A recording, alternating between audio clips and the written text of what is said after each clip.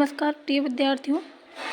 आज कक्षा 12 में जो अभिव्यक्ति और माध्यम टॉपिक है उससे कुछ एक नंबर के जो प्रश्न हैं उनको सॉल्व करेंगे। जैसे पहला क्वेश्चन देखेंगे, विश्व स्तर पर इंटरनेट पत्रकारिता का पहला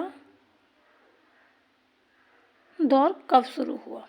तो ये पहला दौर जो शुरू हुआ था 1982 से 1992 के बीच में। दूसरा क्वेश्चन है, विश्व स्तर पर इंटरनेट पत्रकारिता दूसरा दौर कब शुरू हुआ? इंटरनेट पत्रकारिता का दूसरा दौर तो 1993 से 2000 के बीच में, 2001 के बीच तक हुआ। और विश्व स्तर पर इंटरनेट पत्रकारिता का तीसरा दौर कब शुरू हुआ? तो ये हुआ था 2002 से अब तक। इंटरनेट पत्रकारिता की वास्तविक शुरुआत कब हुई थी? 1993 से 2002 के मध्य में। 1996 से 2002 के बीच कितने लोगों को .com की नौकरी से हाथ धोना पड़ा? तो ये 5 लाख लोगों को। भारत में इंटरनेट का पहला दौर कब शुरू हुआ? तो 1993 में शुरू हुआ था। भारत में इंटरनेट का दूसरा दौर कब शुरू हुआ? तो 2003 से।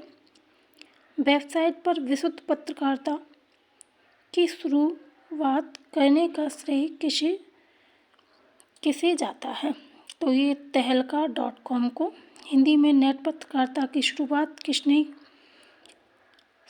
किसने की? तो वेब दुनिया ने। वेब दुनिया। कौन सा अखबार केवल इंटरनेट पर उपलब्ध है? तो प्रभा साक्षी अखबार। आज पत्रकारिता के हिसाब से हिंदी की सर्वश्रेष्ठ साइट कौन सी है? तो ये है BBC।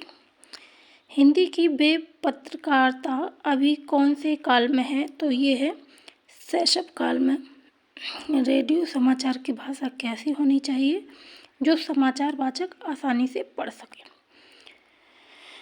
भारत की पहली वेबसाइट कौन सी है? रीडिफ है।